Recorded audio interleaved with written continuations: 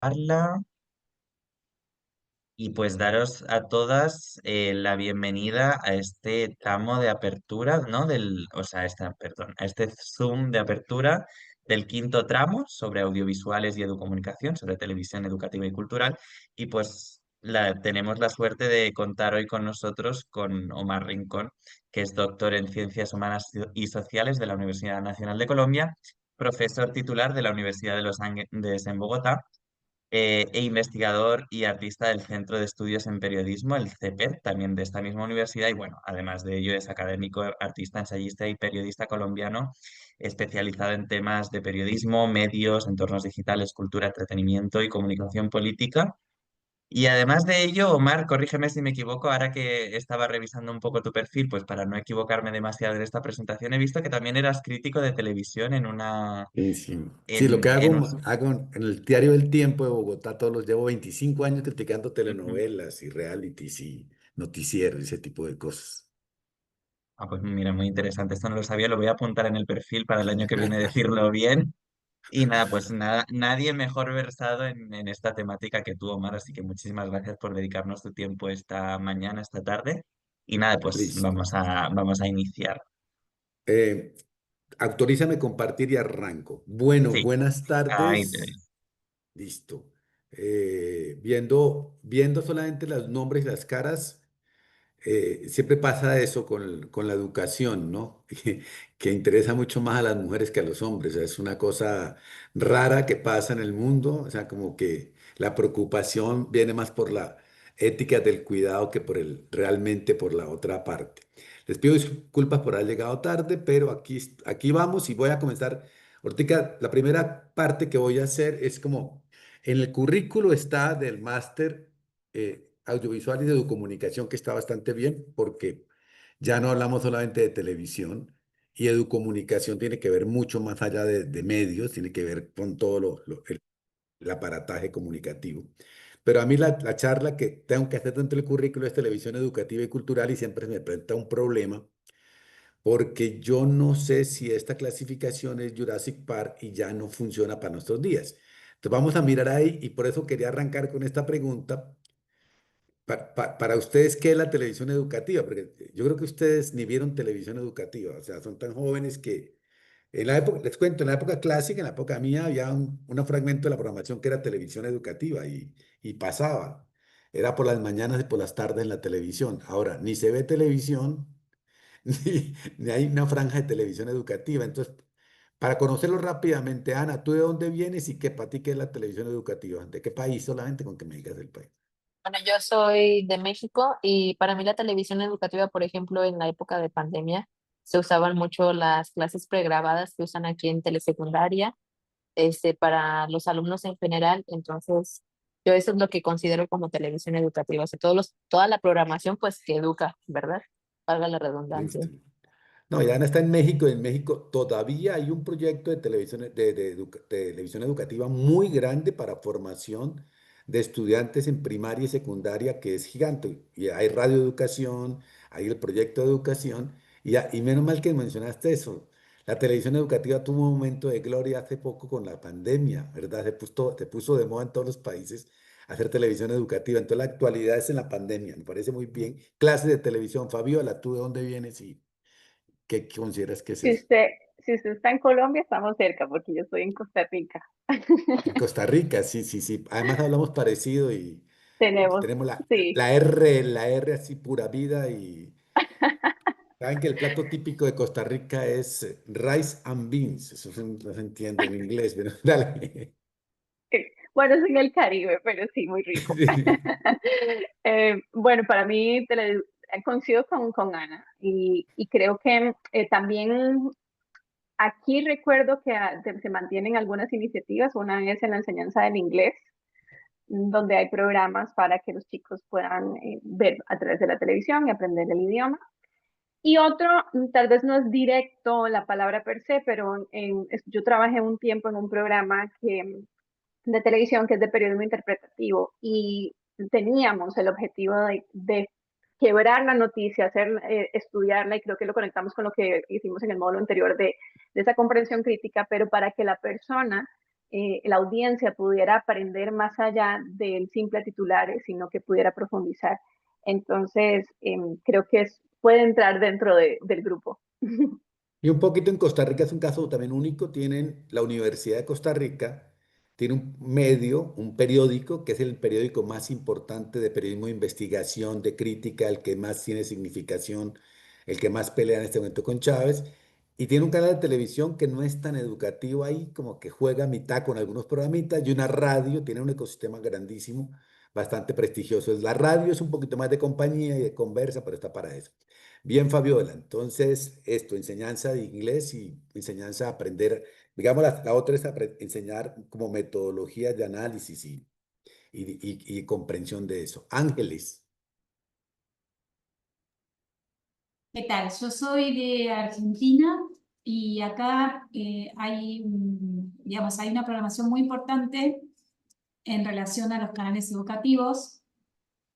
Casualmente, en mi último trabajo de la entrega 4, hace relativamente poco incorporaron un episodio animado para niños que tiene toda una ideología libertaria y me pareció Sí, súper me suena. interesante traerlo.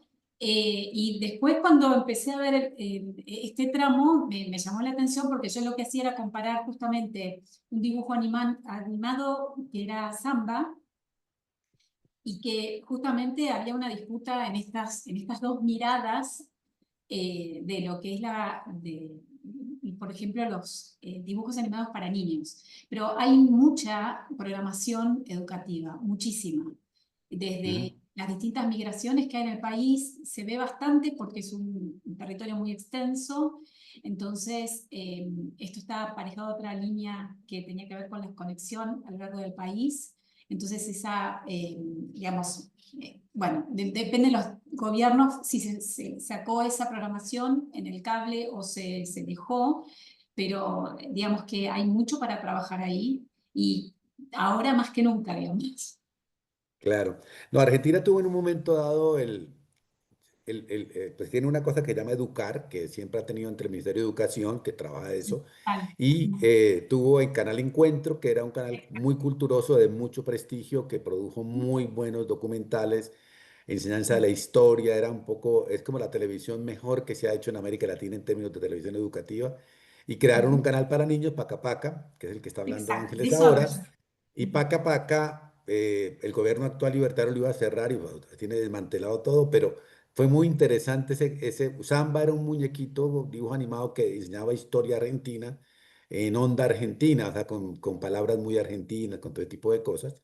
Y ahora lo iban a cerrar, pero Samba ahora se convirtió en libertario y es un poco raro, es muy ofensivo por lo menos para los creadores de eso. Sí lo vi, yo trabajé mucho con Canal Encuentro porque me parece que es interesantísimo. Daniela.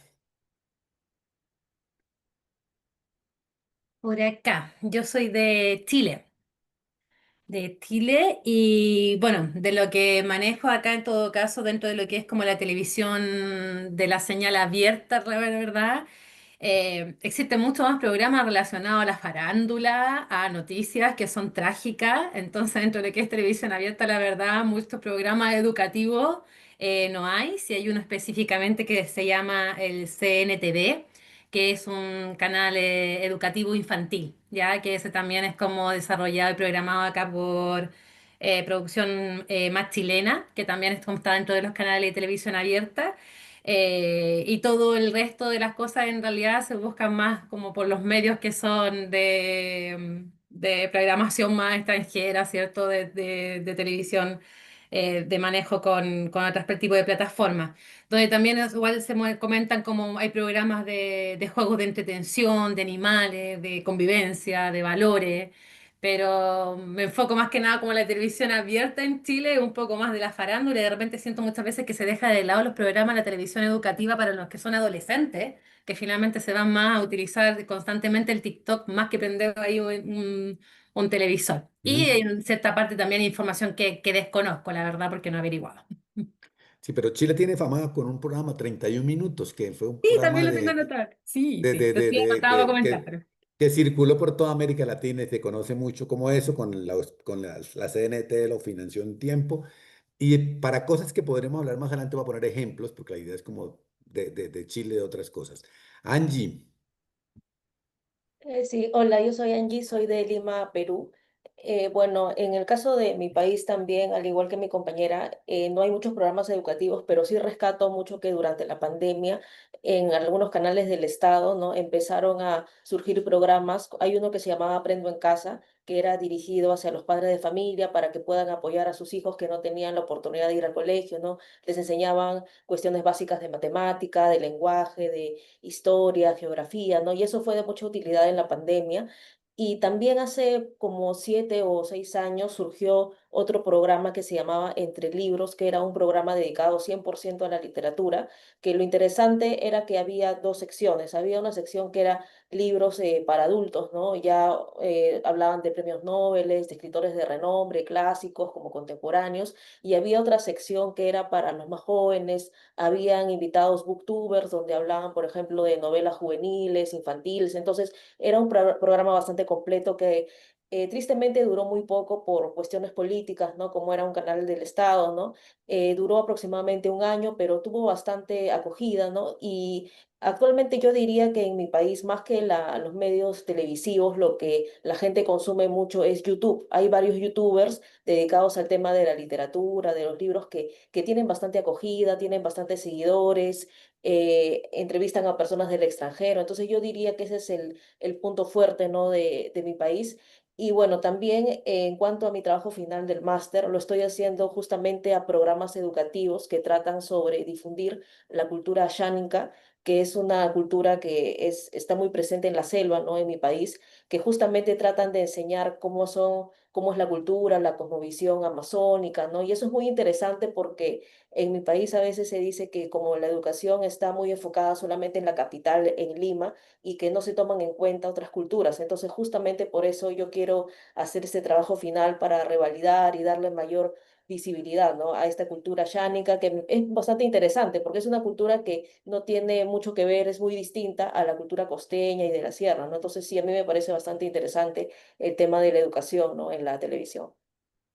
sí, en Perú ha sido frustrante porque había muchos proyectos y no funciona. Hay un canal público que de vez en cuando pone alguna televisión educativa. Hay una reunión de Concord TV que intenta hacer proyectos educativos. Y para lo que tú trabajas, Angie, en la selva, por Nauta, hay una experiencia que lleva como 30 años de radio educativa para formar en lenguas y todo. Bastante interesante, que la conocí hace poco, me parece que está bien. Valentina Baeza está por ahí y Lenia está por ahí. Bueno, están, pero no Sí, están. sí, sí, Entonces, por si se aquí. dan cuenta, el tema, el panorama es como muy raro. O sea, de hablar de televisión educativa, por eso es tan difícil. Entonces, voy a compartirle con base y voy a retomar muchas cosas de las que ustedes dicen ahí en lo que ustedes acaban de mirar. Tenemos ahí que la televisión educativa, pues la primera cosa que ustedes dijeron y que salió rapidísimo, básicamente es la que enseña o la que busca el aprendizaje. Si uno busca que algo se aprenda o que enseñar algo, se supone que ya con eso logra ser educativo, porque el proceso educativo es ese. Eh, ¿Algún producto comunicativo que les parezca educativo? Ustedes ya mencionaron aquí algunos, o sea, dijeron, por ejemplo, Paca Paca o Canal Encuentro, 31 minutos, en todos en muchos países, Argentina, Colombia, Chile, México, están los canales infantiles, que no sé qué tanta gente los vea, pero hay canales infantiles como un criterio para eso. Y básicamente hay cosas que es lo que yo voy a tratar de defender acá, y es que hoy la televisión educativa, si quisiéramos hablar de, o la comunicación educativa o la audiovisualidad educativa, pasa más por ejemplo, una serie de televisión no busca que aprendamos, no busca enseñarnos, no busca ninguna cosa de estas, pero sí logra que uno elabore ahí, y ahí es donde digo, básicamente, que si yo me refiriera a cada país de ustedes, uno podría encontrar muchas cosas que son educativas sin serlo.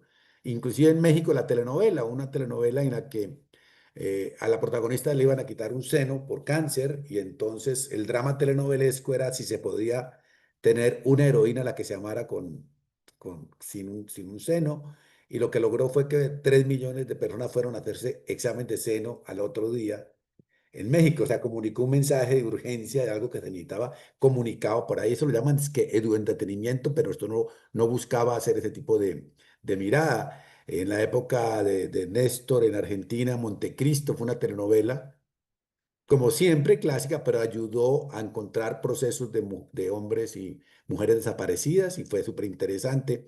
En Chile, los archivos del Carnelar cuentan la historia de un poco de la dictadura y en simultáneo funciona como eso. Entonces, las telenovelas, inclusive las telenovelas más bobas, Café con aroma de mujer, pues uno aprendió como qué es el café, cómo se hace, cuál fue la emoción, qué tipo de café había. En México lo hicieron, fue como destilando amor, pues, que era con el tequila, pero que funciona para eso.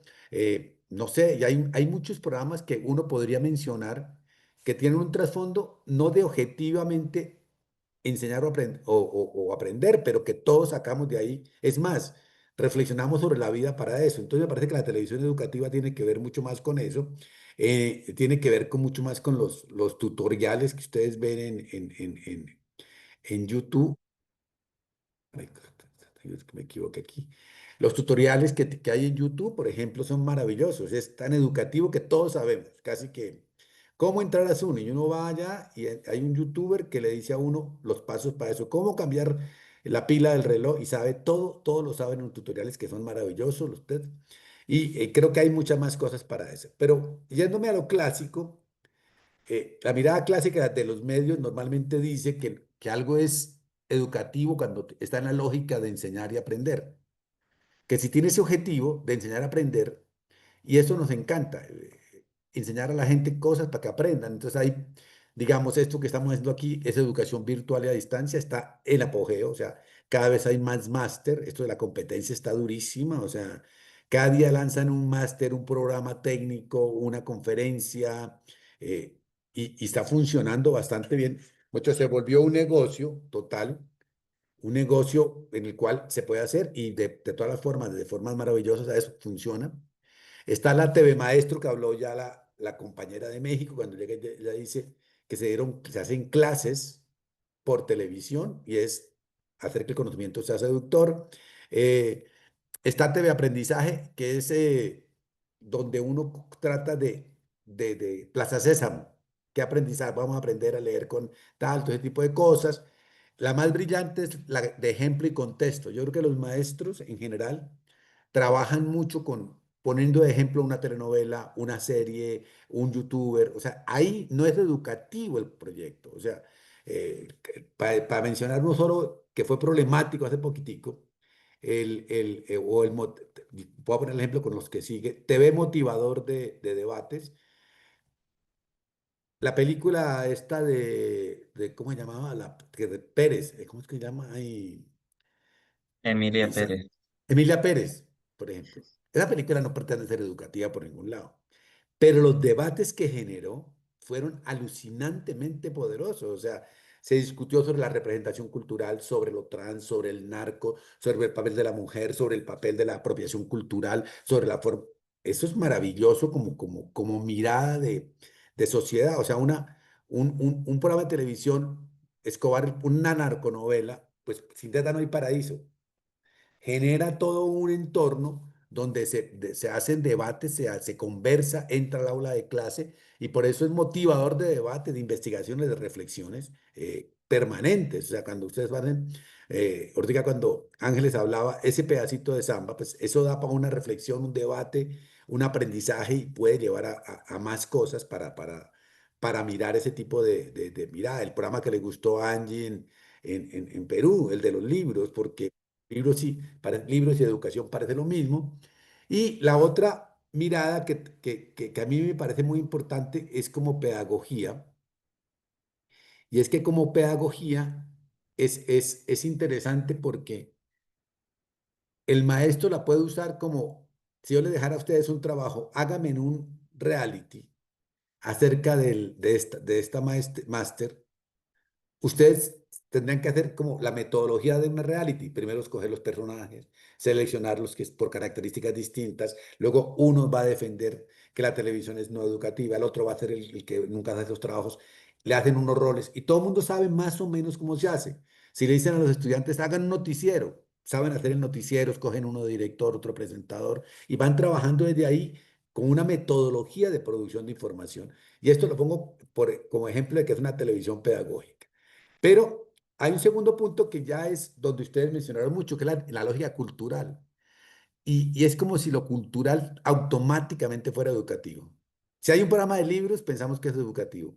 Si hay un programa de arte, pensamos que es educativo. Si hay un programa de cine, pensamos que es educativo. Entonces, digamos que ahí la cultura salió perdiendo. Yo, por ejemplo, disiento mucho con muchos programas de televisión educativa y cultural porque es como que tendría que ser culturosa, aburrida y no llegar a la gente. O sea, los programas se vuelven pesados, uno no se puede... Una crítica que se le hizo a Paca Paca, yo en esa parte, yo fui uno de los que la hizo también, era que que Paca Paca hacía muy buenos programas infantiles, pero como tenían que ser correctos, ahí no había maldad.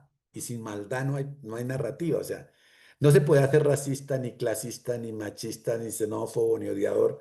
Entonces el debate, pues el programa es aburrido, porque si todos tratan de decir, hola, queridos, uno no va a decir, hola, tú eres un discriminador en potencia, ¿no? Entonces queda como mal, ¿ve? Entonces, de alguna manera, la lógica misma del relato obliga a que haya un villano y que el villano sea troglodita y que entre a funcionar alguna cosa. Entonces creo que desde ahí hay un problema cuando es cultural, entonces automáticamente se vuelve como muy culturoso, como muy lejano para la gente, y ahí es donde realmente mucha gente se pierde los grandes programas de televisión cultural que tenemos.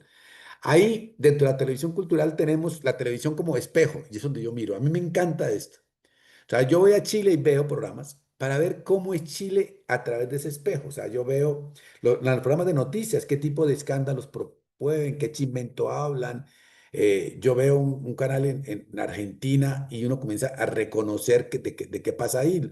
En Perú, por ejemplo, en Perú normalmente no hay mucha telenovela, pero hay mucho chimento, mucho escándalo. Eso es como, eh, ustedes de pronto no conocen por fuera, una que fue famosa, pero ya no tanto, Magali, que generaba de todo un debate, siguiendo a los deportistas, siguiendo a esto. Entonces eso genera una cultura sensacionalista, un noticiero por la mañana en Perú.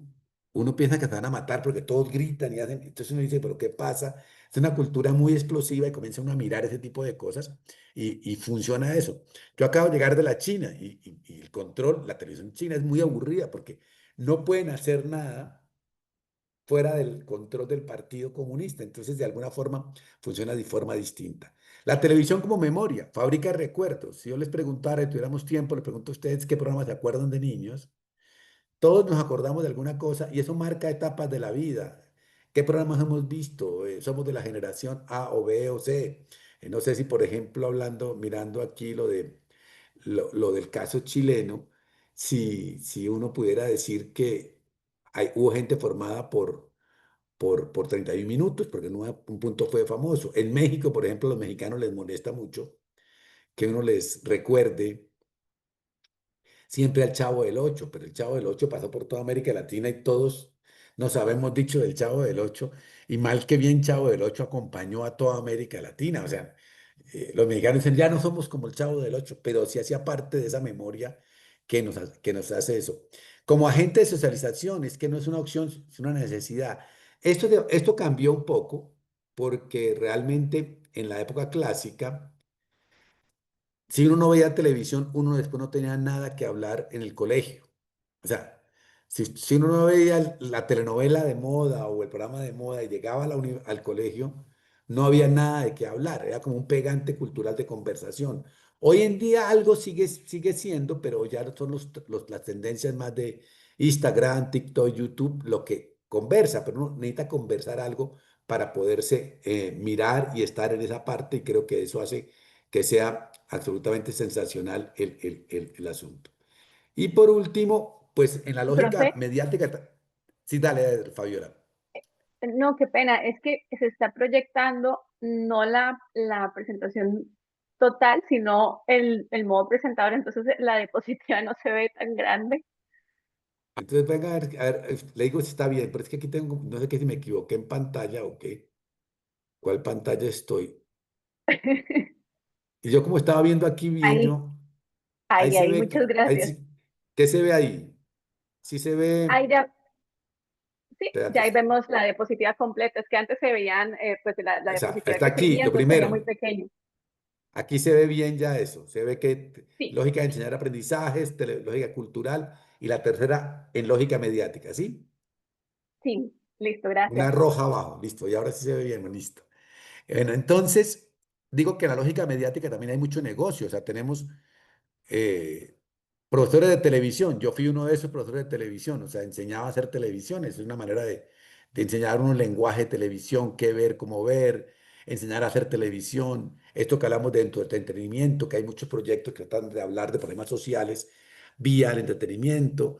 Y hay uno que existió siempre, alfabetización televisiva, para formar televidentes críticos. Yo hice parte de muchos proyectos de esos y tengo que reconocer que fracasamos, o sea, que fue un fracaso absoluto, que eso no tiene ningún sentido y que, pero eso lo discutiremos después. Segundo elemento, entonces ya tenemos el primero. Televisión educativa es muchas cosas. No es aprender, no, y uno que me brinqué aquí arriba, que es muy importante, la ética. El proyecto ético de sociedad no es porque hable de algo, pero es muy bueno tener televisión hecha en el país mismo porque demuestra la ética que estamos estableciendo. Por ejemplo, voy a poner un ejemplo re tonto, pero que es interesante a mi modo de ver. En el caso de América Latina, todo lo resuelve el amor. O sea, la ética del amor es la que triunfa. O sea, tú sales de pobre vía el amor. Tú triunfas en la empresa vía el amor. Todo el amor es lo que nos marca. Si uno puede ser genio, pero si no tiene amorcito, es fracasado. Y es una ética que dice, y con basada en Dios, entonces que Dios y el amor nos va a ayudar. O sea, tal vez porque somos pobres y sabemos que nunca vamos a salir de pobres. Puede ser. En lo gringo, la ética es, vale el que haga billete, cómo haga billete, cómo gane el capitalismo, no importa. Entonces, todo está en función, es de ganar dinero. No, la sociedad del éxito es ganar dinero. El amor es hasta una manera de manipular para ganar dinero y vale la manipulación. O sea, hace que la sociedad sea distinta y marca formas distintas. Ya te doy la palabra, Ángela. Y otra cosa de las éticas. En América Latina, tal vez por pobre, no, ya hay buenas series mexicanas y argentinas y todo, pero somos una sociedad de la conversación. O sea, nosotros todo lo conversamos, no mostramos mucho. Los gringos, en cambio, todo lo muestran, por eso hay mucha bala, mucho sexo, mucho todo tipo de cosas, del show off, y en cambio en América Latina es como una reflexión del detrás de cámaras para eso. Ángeles, dale. Que esto que señalas es muy interesante y uno también lo ve en las series coreanas, cómo a través de sus series se posicionan, enseñan su cultura y sus valores más vinculados al confucianismo o, digamos, se muestran no solamente desde el punto de vista de la cultura, sino también cuáles son sus costumbres y además cómo quieren posicionarse, ¿no? O sea, me parece muy interesante esto que traes. No, y pues, lo mismo pasó con las telenovelas turcas. Las telenovelas turcas, pues, para mí se me hacen aburridísimas porque es el melodrama más melodrama que el mexicano. Pero si uno le pregunta, le pregunta a mi mamá por qué la ve, dice es que uno aprende mucho de esa cultura. Y uno, pero es que esos vestuarios, esa comida, esos palacetes, entonces, bueno, aprenden cosas de esas. Pero además, fíjese que también hay una cosa de ética. En la telenovela latinoamericana hoy, sobre todo la colombiana, que es la que es más posmoderna, los tipos andan desnudos, se muestran las tetas, ya no hay vírgenes, ya todo es un desorden amoroso. En el mundo turco, como todo está concentrado, una mirada puede ser pecaminosa. Un gesto, una palabra, ahí manifiesta una ética sexual totalmente distinta a lo que funciona. Entonces, de alguna forma, yo creo que es muy interesante. Mañana en México voy a una tesis que es sobre un reality que se llama Hexatlón. Es un reality que dura 3 horas diarias por un canal y es súper exitoso, derrotó a Televisa México. Y lo interesante es que la tesis es que casi siempre gana el que parezca más mexicano. O sea, el que no gana el más fuerte ni el más, sino el que se parezca más a los valores mexicanos. Entonces uno analizar qué mexicanidad pasa por ahí es súper interesante éticamente hablando. Yo creo que, y lo puse el ejemplo de la televisión, pero vemos para todo lo que hagamos, si algo tiene éxito, uno debería analizarlo para decir, eso me da una lectura ética de la sociedad, ¿ve? Y eso es interesante. Cuando la época de Brasil, cuando los medios estaban contra Dilma, la serie que tuvo, que fue de moda, es Todo Vale, que era sobre la corrupción. O sea, se pasaba de un lado al otro a narrar de ese tipo de cosas y creo que funciona bastante bien como lugar de trabajo.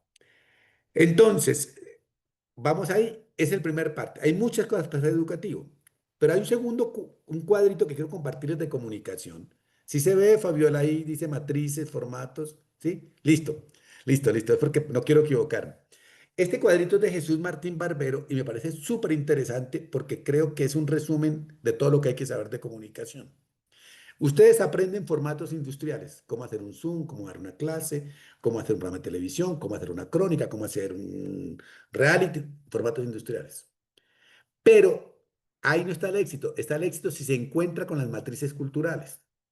Entonces, mucho del problema de la televisión educativa gringa y londinense y española es que no tiene encuentro con las matrices culturales de América Latina. Entonces, cuando pones un programa de televisión, no tiene nada que ver con la cultura local, por lo cual no entra a funcionar como eso.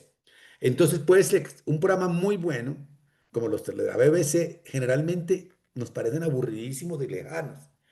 Entonces, por eso hay que hacer televisión local, porque tienen que encontrarse con las matrices de adentro. Si no te encuentras con las matrices de adentro, pues vamos a fracasar. Voy a poner un ejemplo de otro tipo, pero que funciona. Escobar, el patrón del mal, es un formato industrial, está bien hecho. En la matriz cultural se encuentra porque es bastante popular, es puro es narco, pero tiene humor, tiene gozadera, desparpajo y se encuentra y tiene rating. Breaking Bad es súper buena en la cultura global, pero la presentan en un canal local de cualquier país nuestro y tiene cero de rating. Pero en la cultura hipster del mundo, de la culture, de lo que nos gustan las series, nos parece la mejor serie del mundo. Entonces, porque la matriz cultural del mundo sí entra para eso. Entonces, yo creo que este cuadrito lo que nos dice es, ojo, que ustedes para ser buenos comunicadores educativos tienen que conocer mucho las matrices culturales en las que se ubica en su proyecto, porque si no, el fracaso va a ser eminente. Ya estamos hablando de América Latina. México, que es el gran patrón del norte, uno baja a Guatemala y se parecen, pero Guatemala ya es distinto. Centroamérica, uno diría, 6 paisitos. Pero un tico y un nicaragüense se diferencian bastante y un salvadoreño, o sea, no hay forma de meterlos en una misma referencias de culturas, de matrices culturales para ese tipo de elementos. Y creo que no, hace mucho se hizo un reality de Gran Hermano, era Ecuador, Chile y Perú. Y si el programa le iba bien de rating en Ecuador, le iba mal de rating en Perú y en Chile y al revés. Así había, dependía el tipo porque eran 3 realidades distintas. Entonces no se pudo diseñar porque el crossover no daba. Entonces las matrices culturales, ¿con qué tienen que ver? Con cosas muy simples.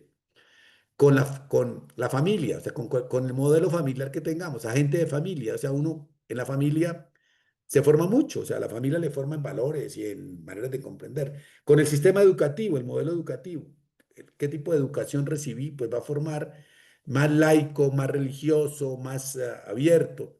Tiene que ver también con las tradiciones culturales que habitamos, tiene que ver con las éticas que aplicamos, con la religión que habitemos. Y tiene también que ver con los consumos culturales, tiene que ver con muchas cosas, pero simplemente esto no es lo más importante, pero que si ustedes van a ser comunicadores educadores, tienen que pararle bolas en televisión o lo que hagan en video, en qué matriz cultural me meto y qué recepción y consumo tiene la gente. Voy a contar otro caso que me encantó, porque también lógica de producción se puede enseñar, pero ¿cómo es el consumo de esto? Y yo creo que ahí es el gran fracaso de la televisión educativa, porque uno cuando ve televisión educativa, cuando uno ve televisión, ¿qué es lo que hace? Se quita el cerebro, lo deja en la mesita de noche de luz y entra en modo relajación.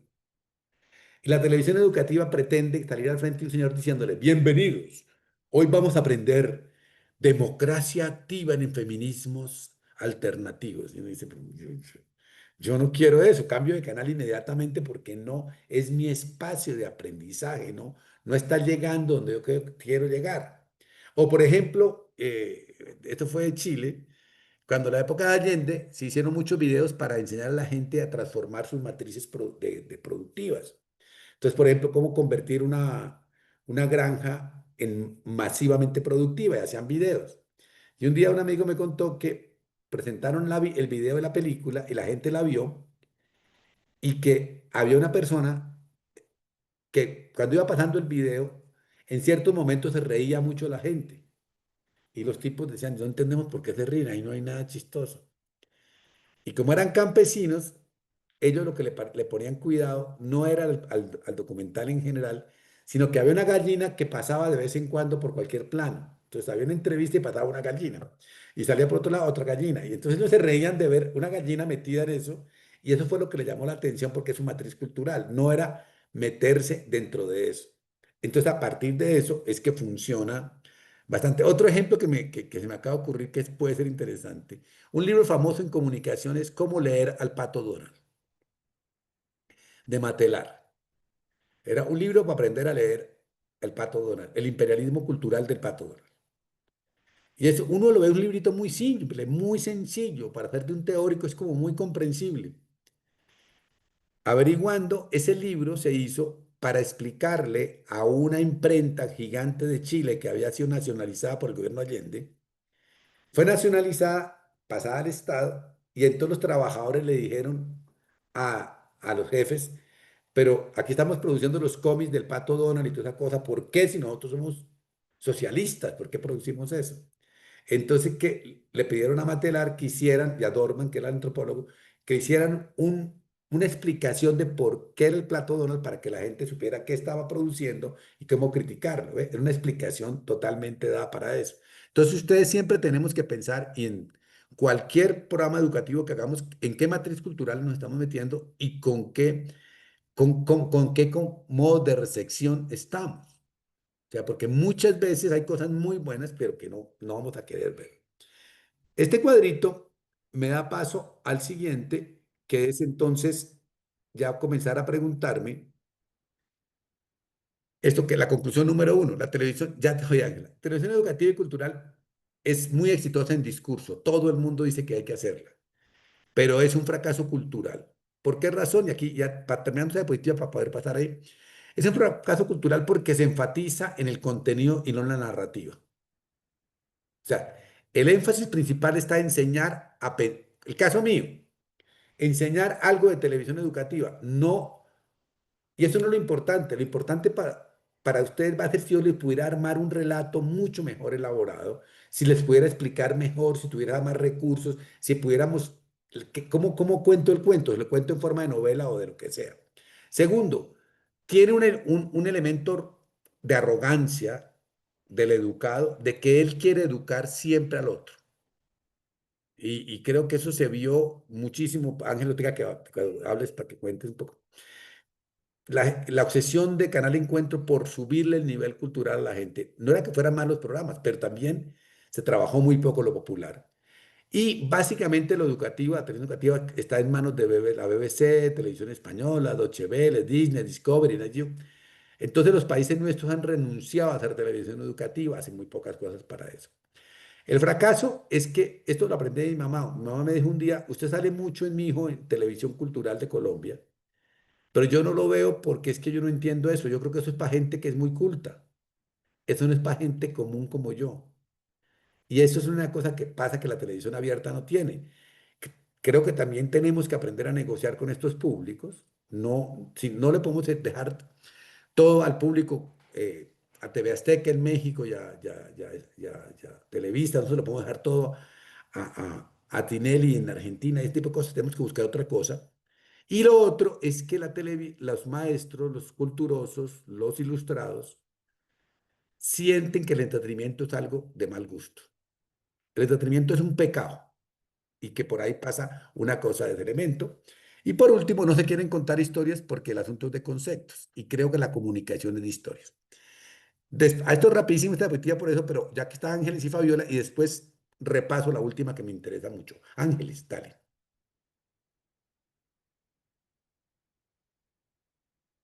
No, no tienes abierto el micrófono. Perdón. Micrófono. Dale. Esta es una pregunta que tiene relación a lo que también hablaba Angie, porque vos hacías ese apoyo con el tema de la matriz cultural, pero por ejemplo, en Argentina, que es un territorio tan extenso, tenemos distintas culturas que conviven. Entonces, ¿cómo sería esto de plantear un consumo donde por ahí es muy diverso esta matriz cultural? Conviven muchas matrices culturales. Sí, no, ¿te acuerdas, Ángela? No sé si estás muy al pendiente, pero en la época de Cristina, cuando se hizo todo el canal de encuentro y todo ese tipo de cosas, también se creó Aqua Federal y también se hizo televisión en Mendoza. Es más, se crearon más de 40 televisores. Una de las críticas que yo le hacía a esos canales era que querían hacer televisión como si fueran en Buenos Aires. Y ellos me decían, es que queremos demostrarle a Buenos Aires que sabemos hacer televisión. Y yo lo que les decía era, no, ustedes tienen que hacer televisión para Santa Fe, tienen que hacer televisión para Santa Cruz, tienen que hacer televisión para Salta, no para Buenos Aires. Y creo que ese es un error que se comete de no entender la misma diversidad local que habita ese tipo de elementos.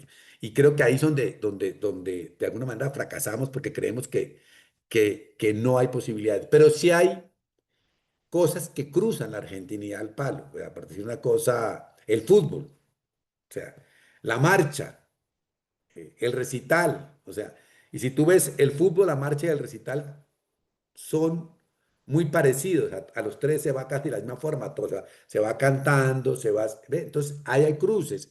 Hay otros elementos que aunque sea diverso, sí funciona mucho, por ejemplo, en Argentina, que es la comida.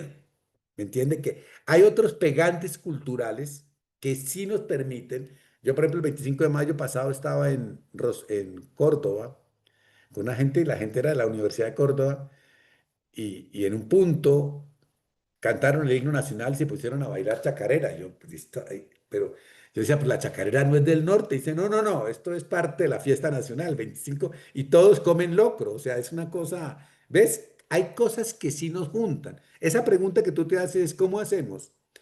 Pegarnos en lo que nos abre, pero ¿cómo también reconocemos que Salta, Jujuy y Tucumán es otra lógica cultural a la Patagonia, ¿no? Eso sí hay que tenerlo en cuenta. Y esto que dices tú pasa para México. eh, Todo el mundo piensa que México igual, pues, uno está en Hermosillo y después va a Chiapas, es dos mundos distintos. Es como no solamente dos climas, sino dos eso. O va a Mérida, Yucatán y va para el otro lado, Guadalajara, es dos lógicas distintas. Inclusive en Perú, Angie decía lo mismo, decía en Perú, todo el mundo habla de la sierra y el centro, pero la selva peruana es una cosa alucinante de ese tipo de cosas. Entonces, claro, son culturas distintas para eso. Fabiola, Gracias, Omar. La consulta es con respecto a, más allá ahora de la televisión, y como bien decías, por ya hablando del concepto audiovisual, podríamos decir que por eso entonces ha sido el éxito de las redes sociales y sobre todo de TikTok, que fue la que cambió ese formato de cómo consumir un contenido que tal vez podía ser más denso de una manera más lúdica o más entretenida.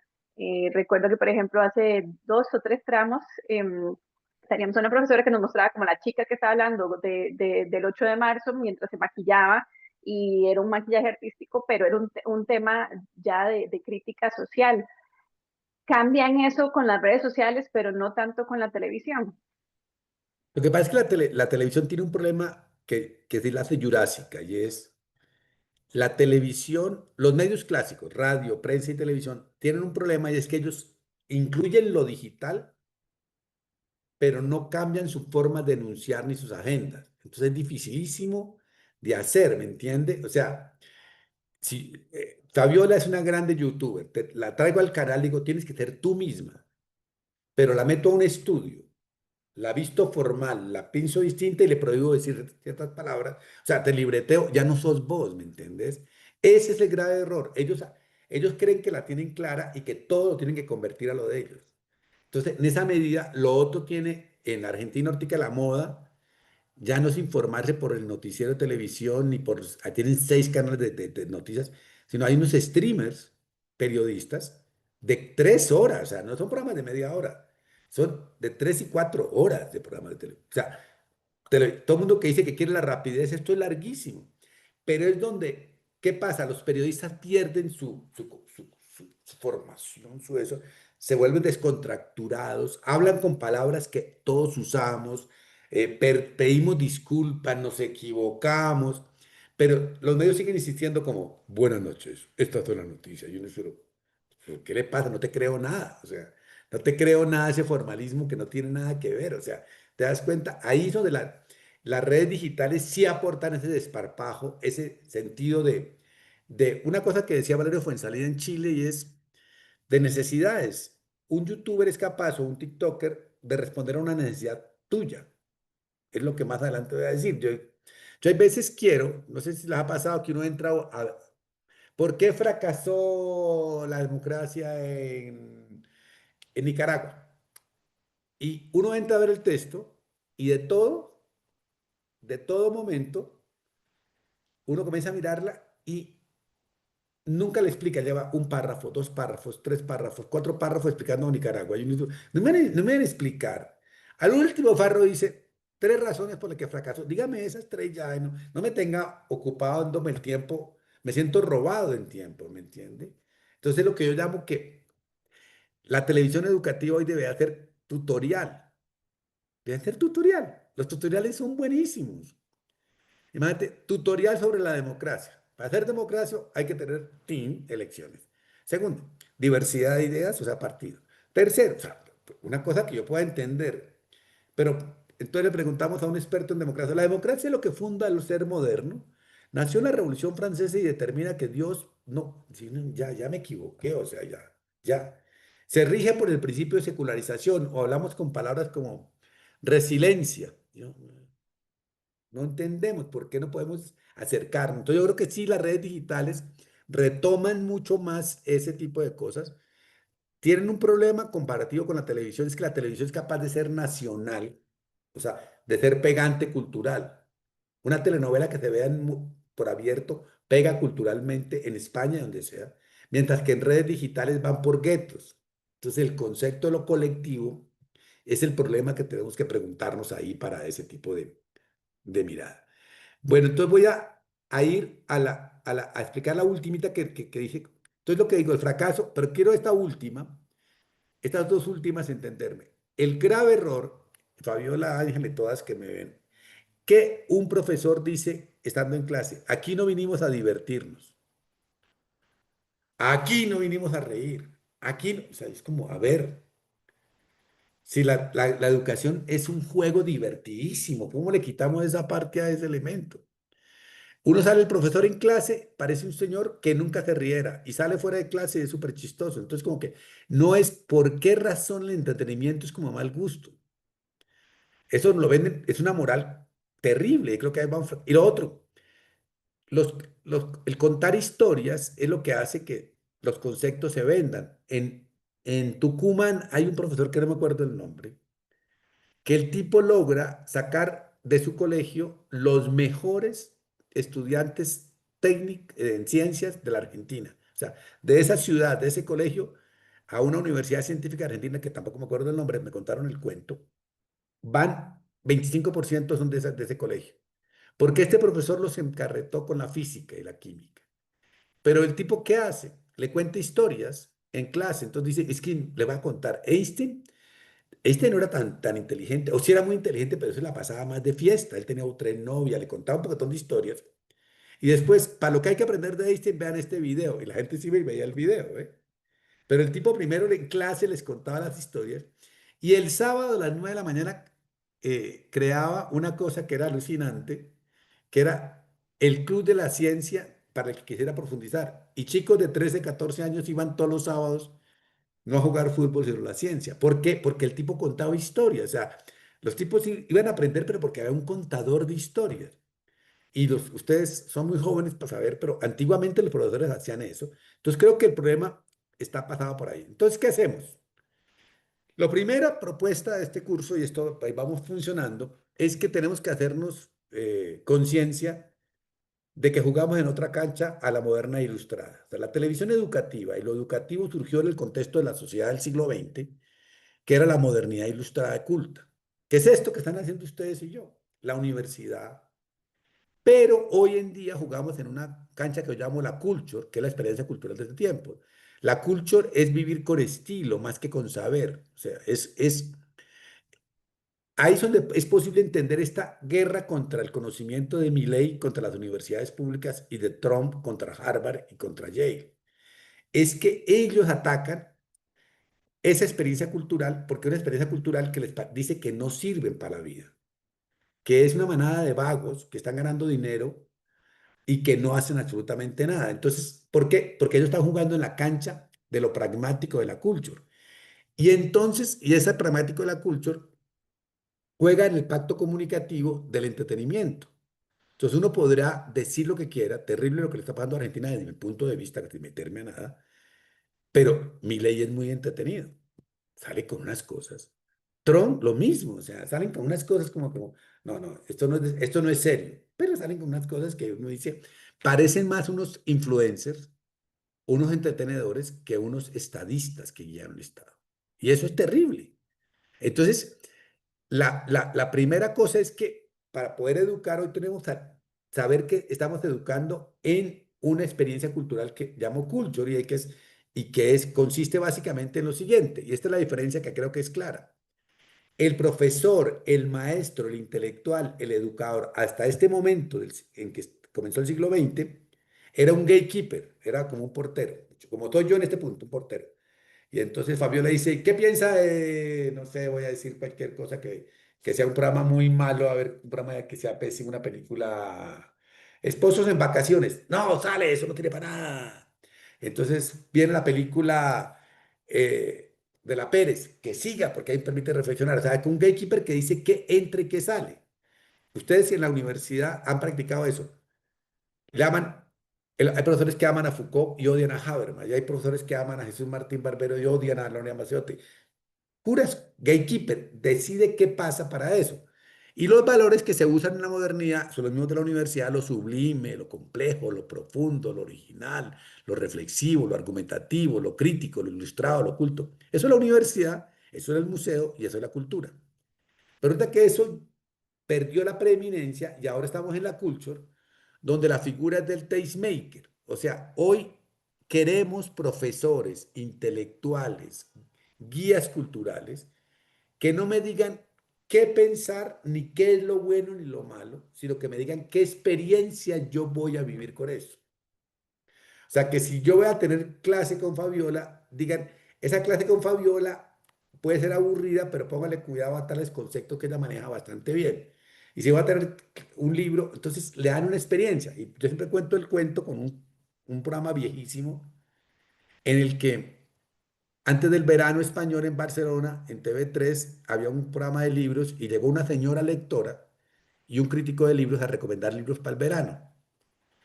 El señor crítico de libros pues, tiene una pinta toda, digamos, informal. Y le preguntaron que qué libro recomendaba. Y por decir cualquier cosa, yo recomiendo a Vilas Mata, ese famoso escritor del mal de Montano, esa enfermedad que nos hace entrañables y nos lleva a encontrar que el lenguaje lo puede todo. Recomiendo también esa belleza de biografía que hace cerca. Todo muy, muy, muy bonito. Y uno pues entendía algo, no. La señora lectora era vestida como una señora y ella comenzaba a recomendar. Yo voy a recomendar una novela que se llama Amando a Paulo. Y yo la compré porque la portada es bonita, es muy bonita la portada, tiene colores. Después el título es súper divertido y además es cortica, como 200 páginas, lee uno rápido. Y comencé a leerla y dije yo, me equivoqué, qué mala novela, por qué lo hice, por qué lo hice, por qué lo hice. Pero en la página 35 aparece Albertico y Albertico es una maravilla. Y uno se va siguiendo a Albertico y al final queda emocionado. Un televidente, ¿cuál compraría? Lo que recomendó la señora porque le dijo qué experiencia va a degustar con el libro. El otro le dijo los valores que tiene ese libro afuera. Entonces, hoy requerimos profesores, televisión educativa que me diga qué es lo que yo voy a vivir. Los estudiantes hoy no quieren hacer lo que nosotros les digamos, sino le decimos, esto va a servir para esto. Si ustedes van a hacer un proyecto y le dicen a uno, vaya y lea todo el libro, uno dice, ¿para qué? dígame cuáles páginas tengo que leer y voy y leo las páginas que usted cree que debo leer. O sea, mándeme directamente a lo que es la experiencia. Entonces, creo que ahí más importante, lo culto lo que busca es que degustar las experiencias, navegarlas, generar conversación, o sea, que eso, que sea una experiencia que uno viva adecuadamente, que sea conectiva, que sea divertida. Es otro concepto. Y ahí es donde estamos complicados nosotros.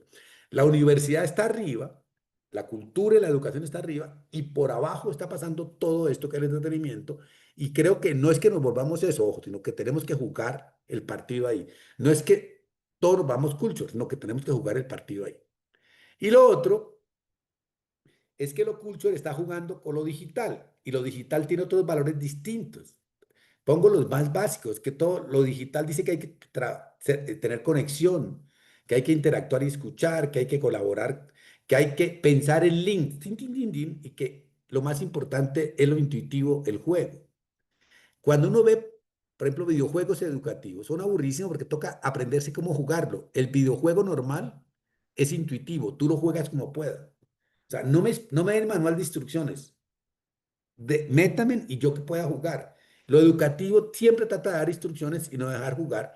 Entonces creo que en estos dos contextos, pues la propuesta que yo traigo aquí es, asumiendo que tenemos que jugar en el campo de la cultura, tenemos que asumir varias cosas. La primera es que los maestros clásicos, como yo, como los de televisión educativa, como esto, pues hemos fracasado y ya somos jurásicos porque no somos mediadores ilustrados, no quieren mediadores. O sea, nosotros somos los mediadores. Lo que estoy haciendo aquí yo es un mediador. Eso ya no sé, los jóvenes ya no lo quieren, porque lo pueden conseguir más fácil por inteligencia artificial, más fácil por Google, más fácil por los algoritmos que por nosotros. Y tampoco nos creen porque no sabemos todo. Nosotros no sabemos muchísimas cosas de ese tipo de cosas.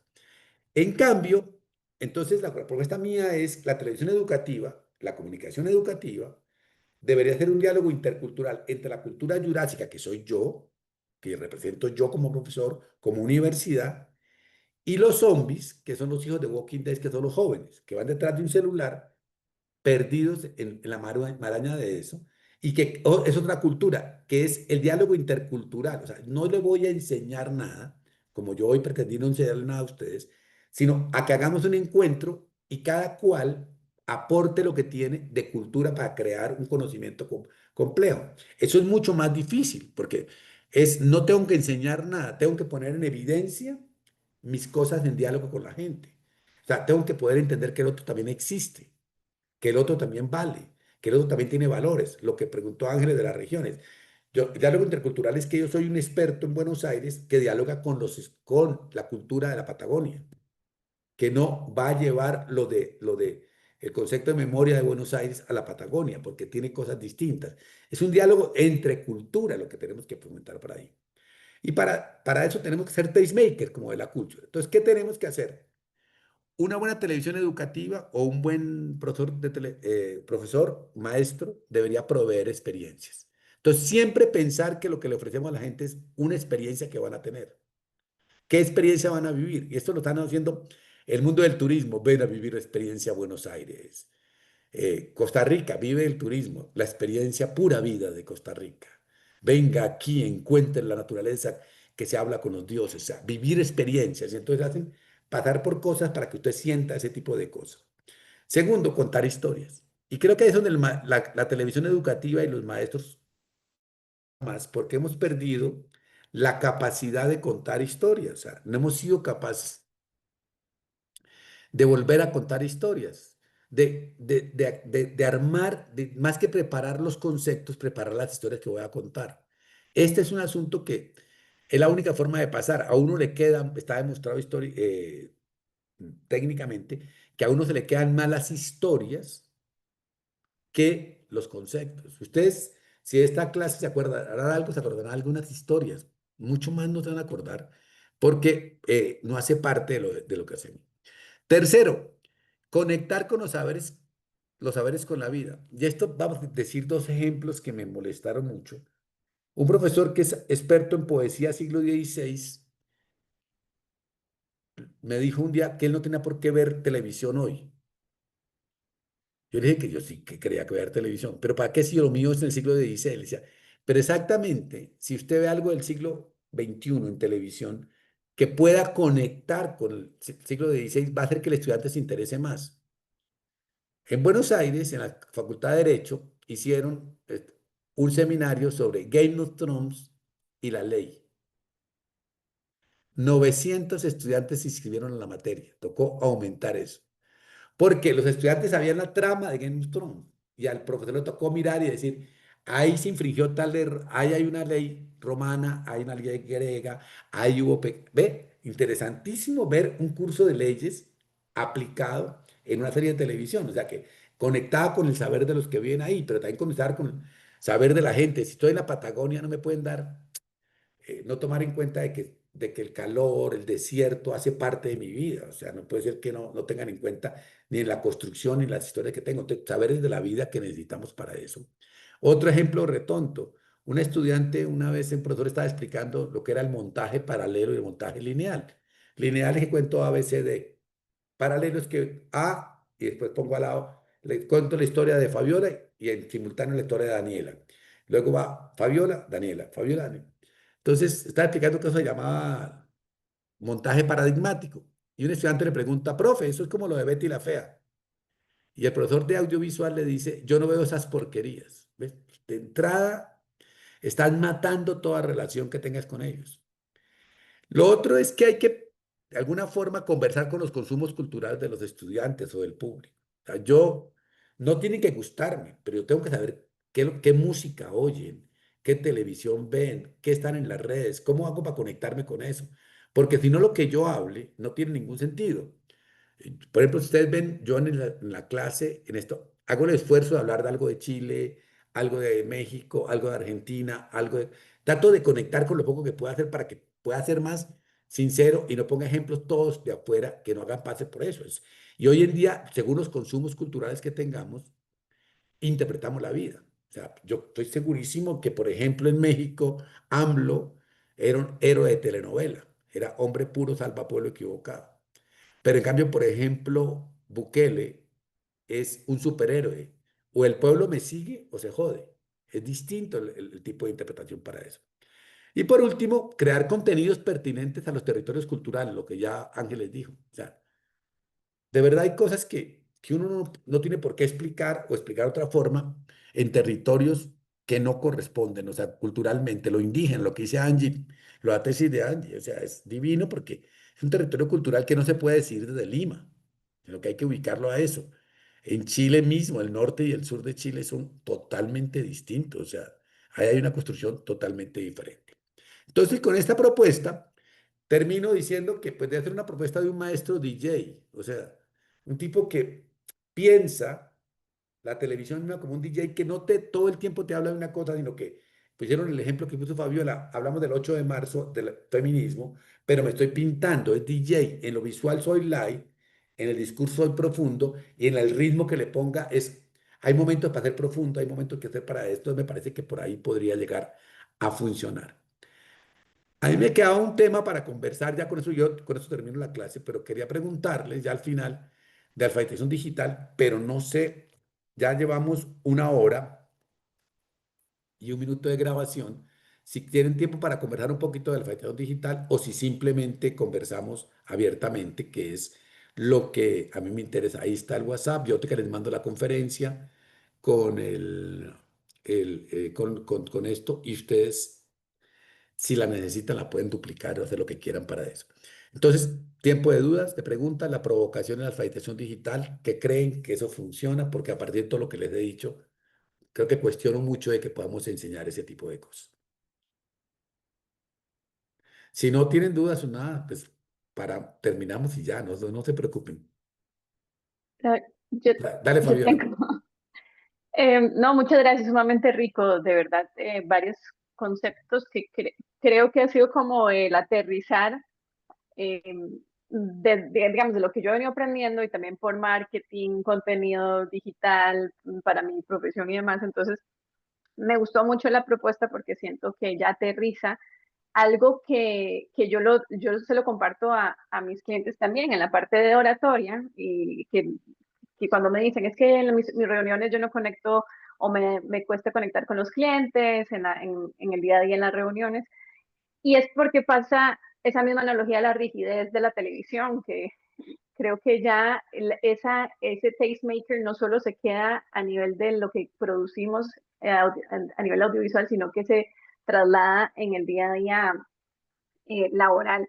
Entonces mi pregunta es, mm, ¿a dónde estás visualizando? ¿Qué es lo que viene? Sobre todo cuando estamos hablando de la inteligencia artificial, ¿cuánto, ¿cuántos cambios pueden venir o no? Primero en la televisión y segundo a nivel ya de esa experiencia cultural que está cambiando en el ser humano por vivir más, valga la redundancia, la experiencia en vez de estar en una forma muy rígida de interiorizar conceptos.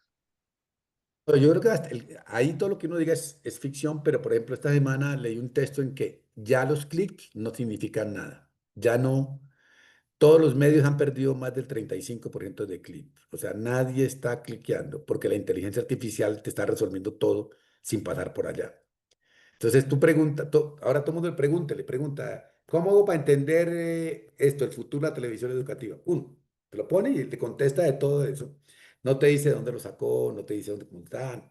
Perdiste, o sea, el lugar de la información está ahí. Eso ya lo perdimos. El nivel de producción de información disponible en la red ya se perdió. Ya eso, esa parte no tenemos para mucho, lo van a hacer mejor. O sea, yo creo que la reportería muchas veces la va a hacer mejor. Por decirlo casi al revés. Casi siempre vamos a tener que partir de inteligencia artificial. Yo casi que partiría de una clase o en un programa de televisión con la pregunta, ¿qué se sabe de esto? Y que me conteste. Y a partir de ahí es que entra uno como ser humano a aportar lo que no puede aportar eso, que es el territorio cultural, por ejemplo. No lo puede aportar. O sea, cómo el limón distinto de la ciudad, cómo es distinto la costa pacífica de la Caribe, cómo eso, por ejemplo, cuando yo digo Rice and Beans, que yo estoy de acuerdo contigo, lo digo por provocar porque es que es una región de Costa Rica que es chiquitico, pero hay una región donde se habla en un inglés patúa, que y ahí el Rice and Beans es eso, pero es claro, pero estamos en un país pequeño que tiene una parte que habla inglés y habla en una cultura mucho más caribeña.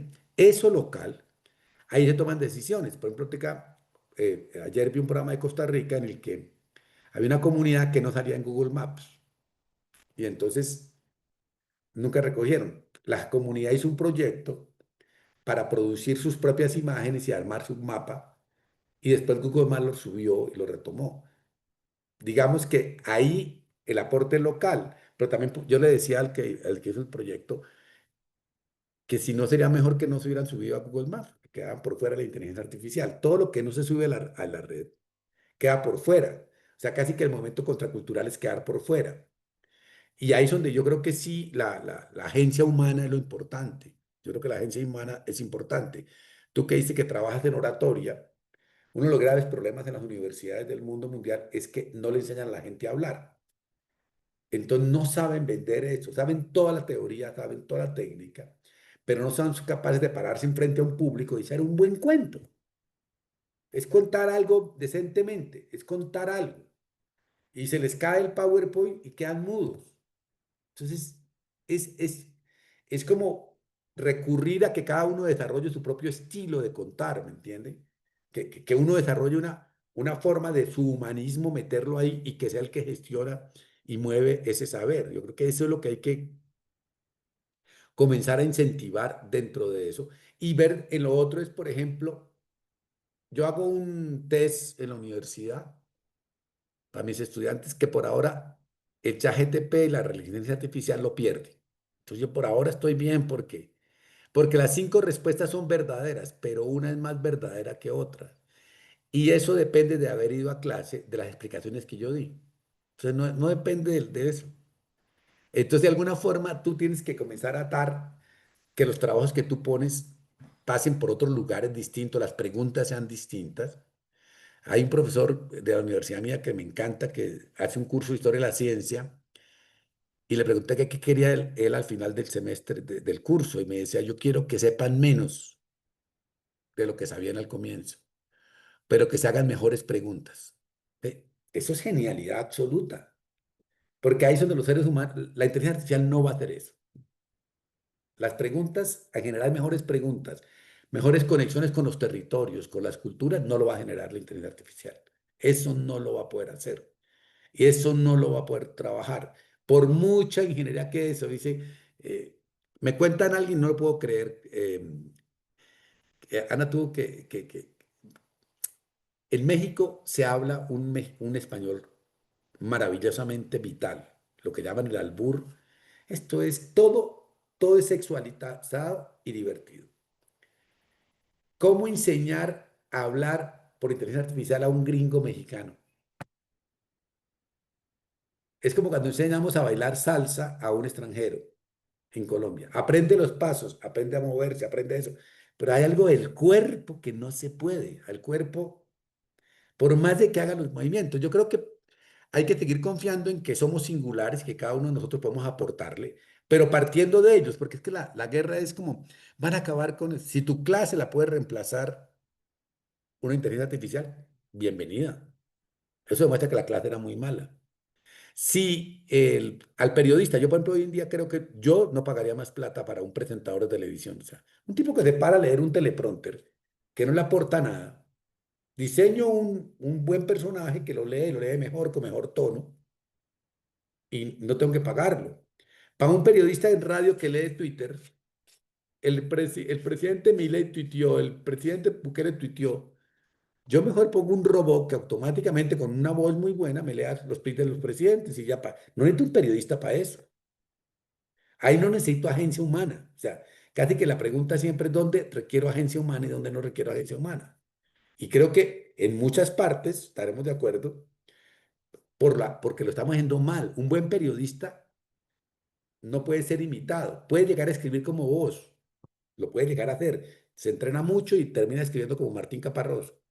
Pero la mirada de Martín Caparrós no va a estar ahí porque cuando él va al campo va a mirar otras cosas que no las que miro ahí. Ve, por ejemplo, la mirada. ¿Cómo formo eso?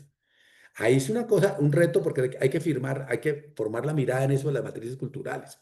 Aprender de lo indígena, de lo afro, pero también de las películas, ver mucha televisión gringa, pero también ver televisión argentina, brasileña, ver de todo lado, aprender mucho. Es como moldear la cabeza con otros referentes, si no, no podemos llegar a producir absolutamente nada. Por eso, por ejemplo, en el caso mío, a mí me interesa mucho ver todos los debates culturales, inclusive en torno, otra cosa que yo hago es, por ejemplo, a nivel artístico hice una exposición que llama Narcolombia. Entonces, lo que hablo es de lo narco.